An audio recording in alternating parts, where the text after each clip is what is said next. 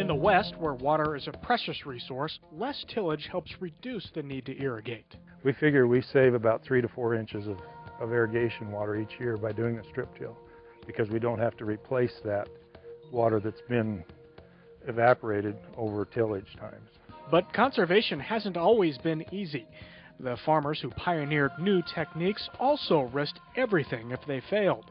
They had to walk a fine line between a good crop one year and preserving the soil for future years. There was definitely a learning curve. We didn't have the attachments for our planter, plus the planters weren't as heavy as they are now, and you had a hard time controlling the depth, the planting depth of the seed, so you'd end up with not as good a stand generally. So then at that time we had to decide, well, as a trade-off for a little, not quite as well a stand and maybe not quite as good a yield, but we're preserving the soil. That, at the beginning that was a question. Now I feel like we're improving the yield by no-tilling, by conserving the moisture, having the attachments that allow us to get a good stand even under no-till conditions.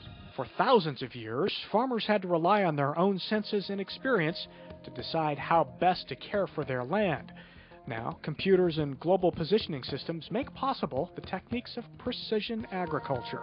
We're changing fertility, we're changing the amount of water that we apply, we're changing the tillage, we're using maybe variable rate technology for both insect control, disease control, and also nutrient control management.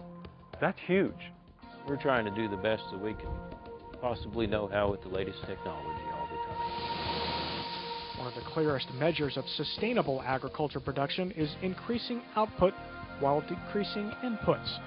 According to the U.S. Department of Agriculture, today's growers use less nitrogen to produce over 50% more corn than in 1980. In just the past 15 years, farmers experienced a 17% increase in nitrogen efficiency as measured by bushels of corn produced per pound of nitrogen applied. That means less nutrients are going into our streams and rivers.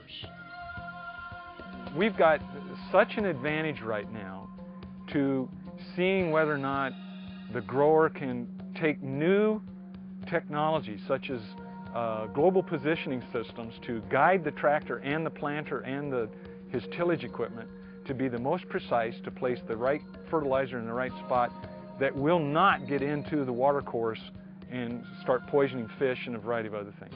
American farmers are dependent upon the integrity of their soil and other natural resources for their livelihoods. They work to protect and improve the land. In the case of corn production, farmers understand that satisfying demands of a growing world population must not come at the expense of ecological health, human safety, or economic viability. But they have more personal reasons too. We have the ability to produce something here that if we do it correctly, we're going to increase the quality of our soil, and our livelihood will increase because of that. The soil has given back to us over the years, and if we take care of it, it will take care of us.